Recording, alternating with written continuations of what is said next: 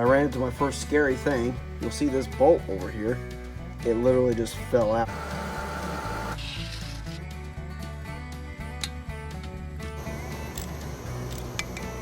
I want to outline a scenario that I had as to what led me to tearing this pump apart, and we'll just start from, you know, the beginning. And so when I got my skid steer, you know, everybody said, "Oh man, the T-handle control, it's super jerky and not smooth at all and everything." And you know, the guys that I bought it from said, "Yeah, you know, it's a little jerky, especially on the left side." But they said that, you know, that's just the way those are. So, oh, okay. And I got it, and I was like, man, this thing is jerky. Like, it won't even stay in neutral. Like, I let go of the T-handle. Right side is good. Left side, it starts trying to go. And then I had a couple times where it would actually stroke up, and I could not physically pull the handle hard enough to get it back to neutral. So at that point, I just have to turn it off. And then once the pressure bleeds off, I could work it around. And eventually, it would go back, but you started trying to start it when it was like that, it wouldn't turn the engine over because it was, you know, pressured up and everything. I got to noticing that at full speed, so all the way forward, the left side was noticeably slower than the right side. So if I was going full speed on both of them, it would make a gradual left turn. Well, then fast forward to, you know, just the other day, I guess it's been 2 or 3 weeks ago now, I was putting this hay in here, and I was backing up and went to make a turn, and it did that herky-jerky thing. As soon as it did that, like a really loud ratcheting sound. I thought, what in the world? And it never stopped. If the engine was running, it was ratcheting. So what in the world is that? So I turned it off, and I lost all hydraulic functions. No tram, not reverse, forward, no bucket, no boom, no tilt, no none of that. Now it was up in the air, so I could still let it down, but I couldn't go up. So I had no pressure, but all my valves were working like they're supposed to. I thought, well, I bet the pumps aren't even turning. So I started looking into it and digging into it. And so what I came up with is this here is a coupling. This is the coupler, okay? This goes on the pump.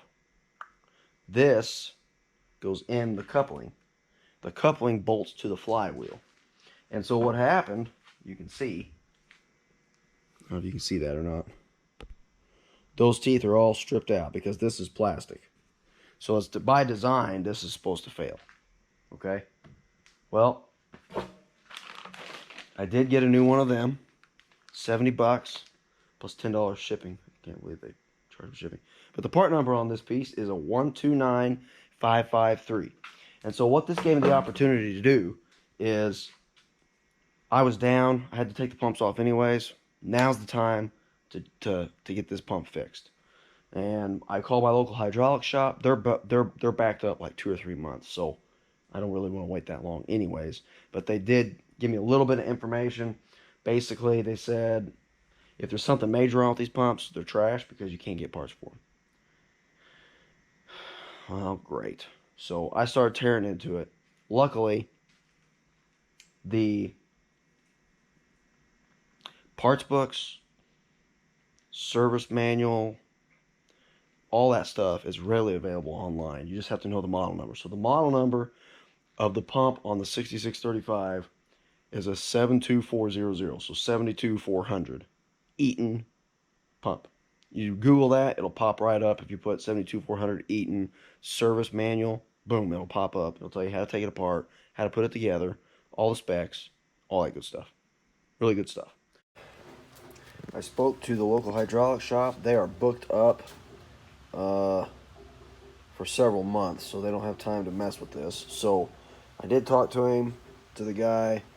Parts for these pumps are extremely hard to get. They're basically obsolete, which is just mind-blowing because this Skidsteer is like an 05 model, so it's not even that old, really.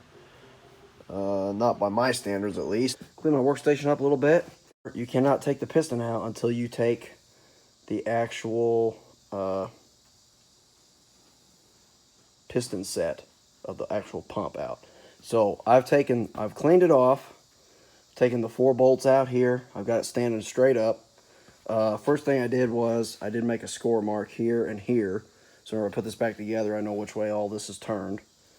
And I really don't want to take anything else apart because the pump works fine. It's just I have some control issues, and I think it's here or here. So, but to really check this, I need to check my seals and everything. So I'm going to have to pull this.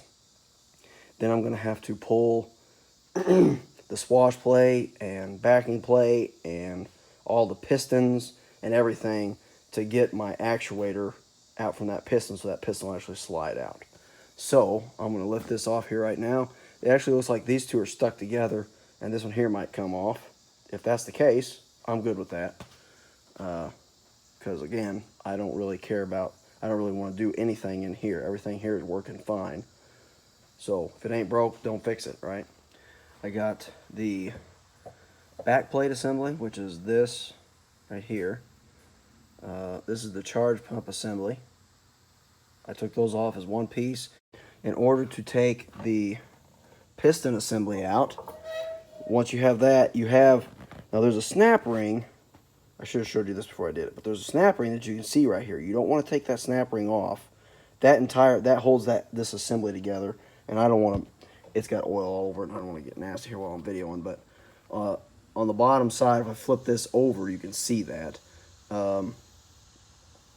And so what you do is you just take this pump assembly. I held the piston assembly in with my 2 fingers like this, flip it over, and then let it slide out onto the table. Obviously you want it clean. I put some rags down. I ran into my first scary thing. You'll see this bolt over here. It literally just fell out with this. You can see the head's kind of chewed up a little bit, and it is broke. So I'm not sure where this goes, where it came from, but I need to investigate. This here might be my problem. We'll see. And here is what the inside of it looks like. If you can kind of, it's hard to see, actually.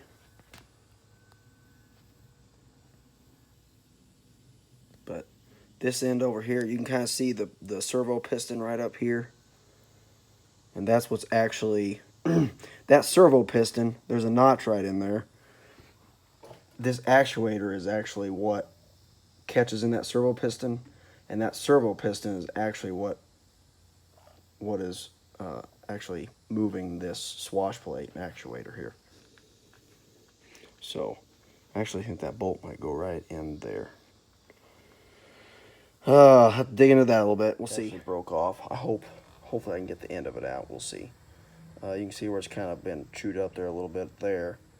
And what I've determined is, if you look down in here,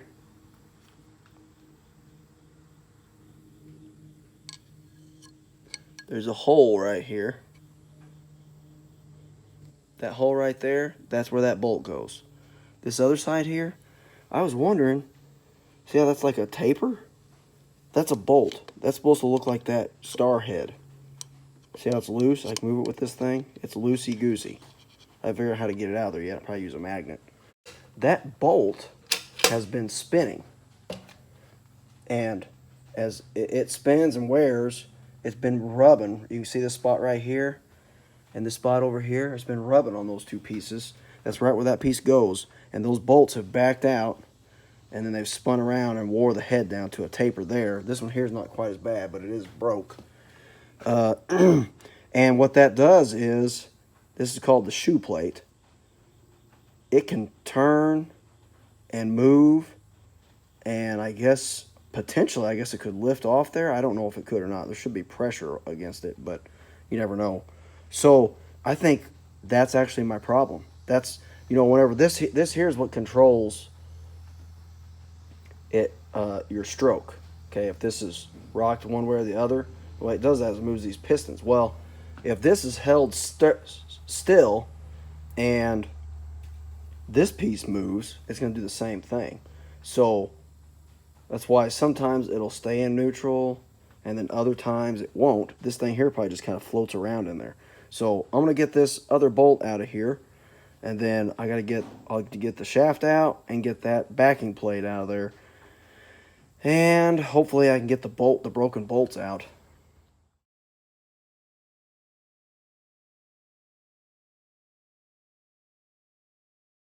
Ended up getting this piece out, got the shaft out. It's pretty simple with it up in the vise still. You cannot get this piece out until you take the shaft out. Shaft comes out nice and easy. There's two snap rings you can see from the face. The smaller snap ring actually takes the thrust bearing and thrust washers off of the shaft, so you don't want to do that. You want to take the bigger snap ring, which is out in the face of the pump, the bigger one on the outside. Once you take it out, basically this entire shaft just dropped right out. I mean, slicker than can be. There is a needle bearing in here. You can see it there. It's in pretty good shape. I'm not messing with it. It actually rides right here. You see the shaft is in really good shape there. No excessive wear or anything like that, scoring. And you saw, this was the bolt that fell out. You can see it's broken off. It is a Torx bolt that's been worn on the head a little bit. This was on the other side. It's been broken as well. You can see it is a little bit longer, but look at the head on this thing. It's been in there just spinning, just wearing. Luckily, it didn't get into any of the actual bearing surfaces where things ride. Oil has to, and it has to be a really tight machine surface. So that's a good thing. The other thing you'll see here is there's some quote-unquote bushing dowels. They're like dowels, but they're not solid. They've got a hole in them. That's what these bolts go through. And to my knowledge, I was able to get a 5/16, just a regular standard coarse thread bolt to fit in the thread. So that must be what size it is. But I'm going to see. I know a lot of these parts are probably not available, but we're going to see. I really need two of these bolts, these two bushings, bushing dowels, whatever you want to call them. And I'd like to get this bushing here because you can see there's some wear right here and right here, and that's really from these spots right here. And this is just a replaceable. It's got a Torx head screw right here, and get that off there, and it'll be. If I can replace this piece here, I think the rest of that is in good shape. But to recap, what I believe my problem was this piece here, the bolts that hold it down and the dowels were broke. It was all broke. So this here could move in here like this and actually probably float around a little bit. Well, this here is what this here rides on. And so as this kind of rotates like this, that's what, as it rotates, it spins in this. And so if you're holding this here still, but this moves, you're accomplishing the same thing. So what was happening is I'd get it to neutral, try to find it. Well, neutral wasn't really at neutral. I was having to hold it someplace that's not really neutral according to the servo. So as soon as I let go, that servo would get back to neutral. But since this here was not in the correct spot, neutral wasn't really neutral. It was stroking up, even though it was in the right, even though the servo was in the right spot. So that's what I believe was happening. I'm going to see if I can get two bolts, two dowel bushings, and this wear part right here. And if I can get all that, I think we'll be good. One thing I have to do right now, you'll see this hole over here on the right. That's the broken bolt. This one here is in good shape. I could thread this bolt that I found, at least half an inch in, maybe even more than half an inch. So that hole is pretty good. This other hole here, there's no threads showing because the bolt is broke off right at the threads. All right, I'm going to go ahead, take this back off. I put it back on there just to keep it clean.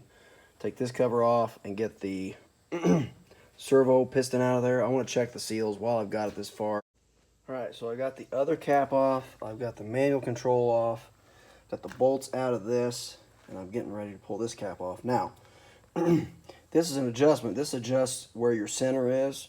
This is factory adjusted. Shouldn't have to mess with it, but there could be some fine-tuned adjustments. But what I'm going to do, because I don't really want to mess with changing it. I'm going to pull, this is actually attached to the servo piston inside here. There's a spring in there. If you want to actually take this off, you have to take the nut, the jam nut, the washer, the seal, and all that stuff off, and then actually thread this off of this stud, because this is threaded in here. So what you're doing as you screw that in, you're actually pushing this over, or if you're threading it out, you're pulling it to you. And there's a spec, and it's right in spec, so I don't really want to change it, so I'm just going to pull it out with this still on the servo piston. That's my plan, at least. So we got the bolt, broken off bolt drilled out just a little bit, and it started to turn. We got us an easy out here.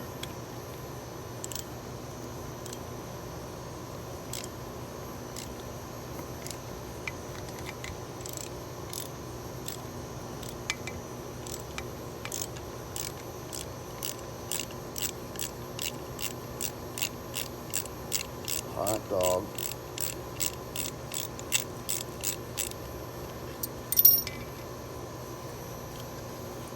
Bingo, bango, bongo.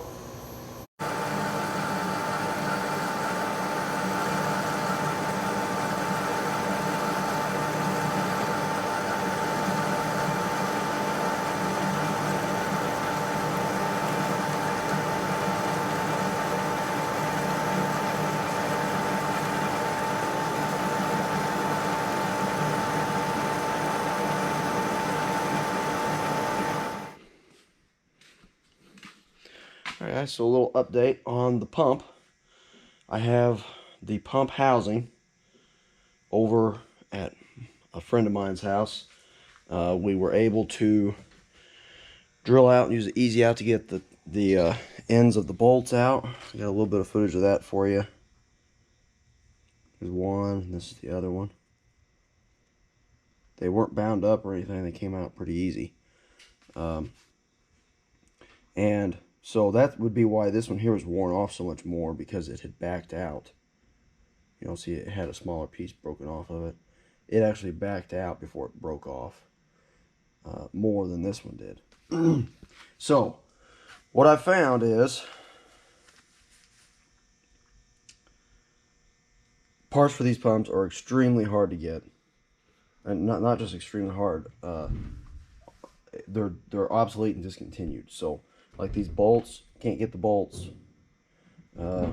These bushings right here. Oh, dropped it. Oh, can't get the bushings.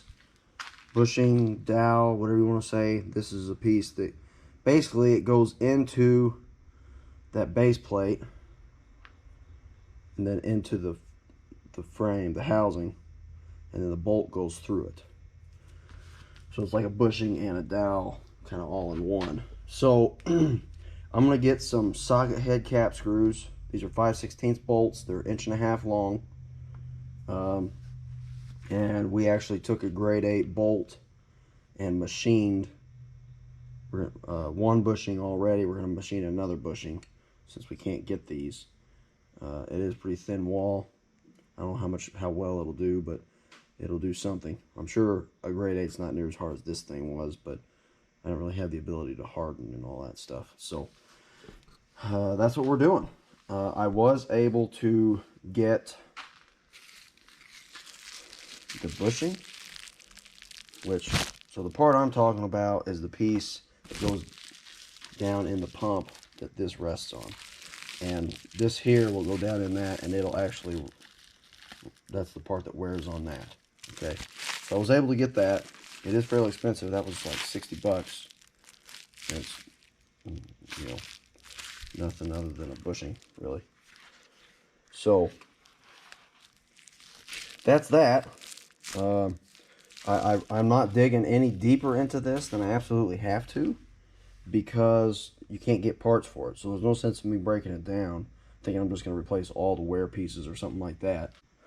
The 6635 series, from what I was told, there must be a serial number break. Mine's an older one. The newer ones have a different pump because they had this problem quite a bit. And so this pump has been discontinued. So I haven't researched it any, but I think there is a possibility if you did, you know, just smoke your pump and there's no recovery, no I think you probably could put the updated pump on there. Now, I think you'd probably have to change the whole set. I don't think you just change one of them. Uh, I don't know. I assume the mounting's probably the same and all that stuff.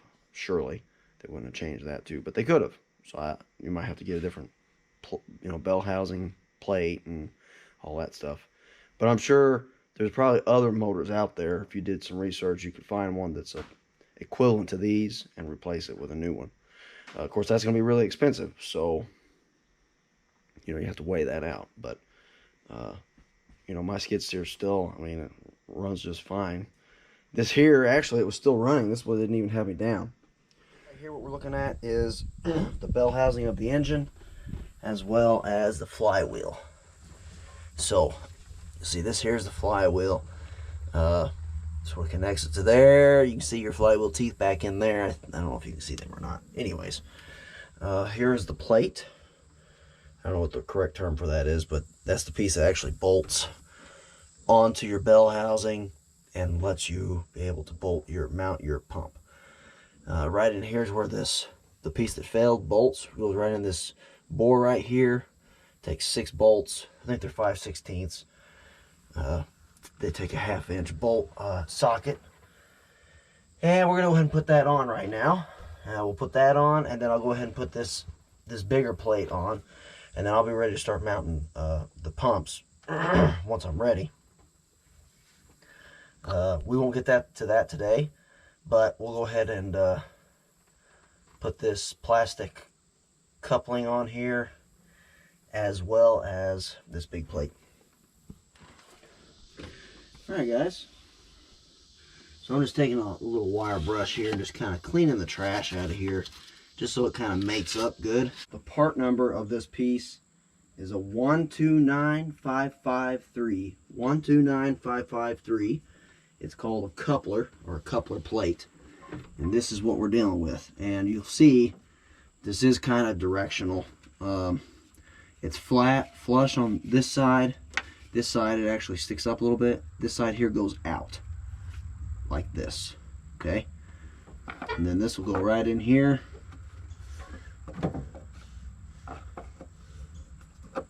Hopefully it goes in there.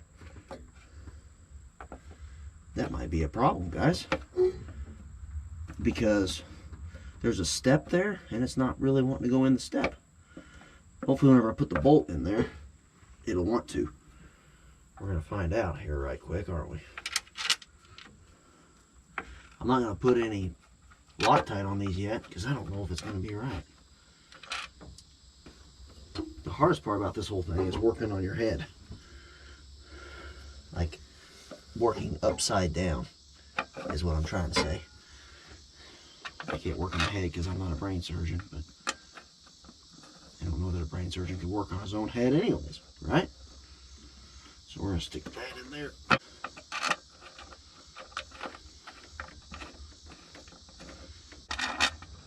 And this is plastic. It's not a huge deal.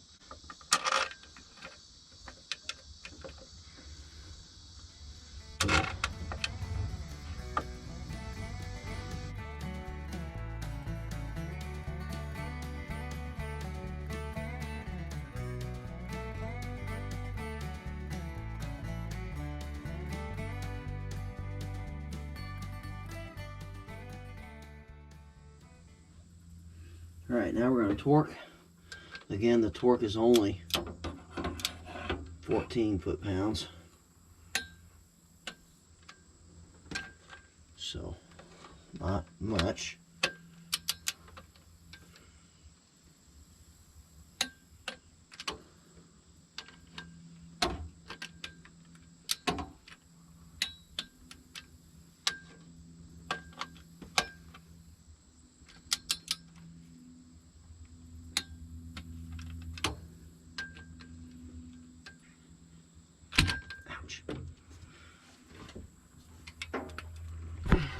Oh, knocked you guys off there a little bit, I think.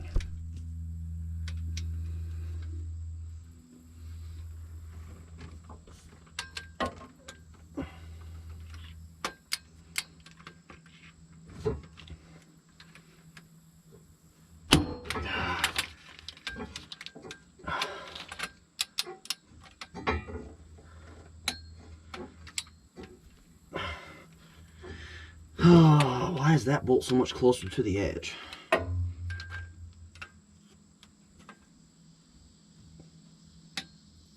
Okay, there we go. All right, all those are torqued. We're ready for the bigger plate. It could possibly be slightly more difficult simply because it's bigger and heavier. And it's going to go on here. If I can get it out of the way of my hoses down there. Make sure we don't have nothing in the way. Let me get my feet down. Oh. Get that ratchet out of the way.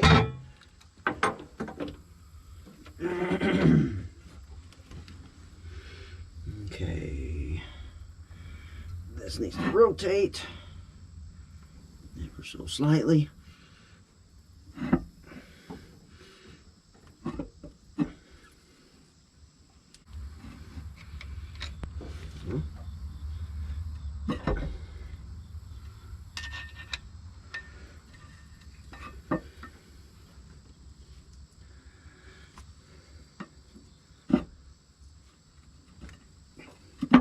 There we go. That felt better. Oh yeah. Now we're talking. Okay, now we'll get some bolts in here. These bolts are M10s. They take a 8mm spud or a Allen,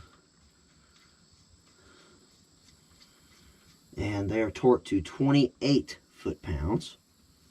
So not very much either, but more than the smaller ones we just put in. Again, they take 242 blue Loctite. Then of course at the very bottom there's a couple. They're the same size bolts, but they're a hex head and they're a little bit longer. They'll be torqued to the same. They're just a little bit different style of bolt.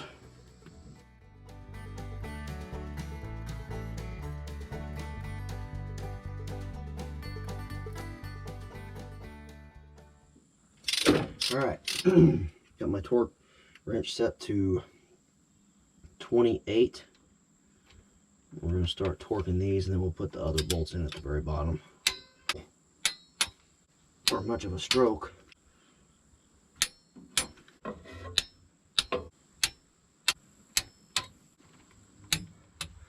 We got the plate mounted. We got the coupler mounted. Ready to mount a pump on there whenever it's ready. Again, I could go ahead and mount the first pump on there because I'm not doing anything to it. The second pump is the one I got tore apart. But I think I'll just wait, which I don't have time right now. I gotta get going on a work trip.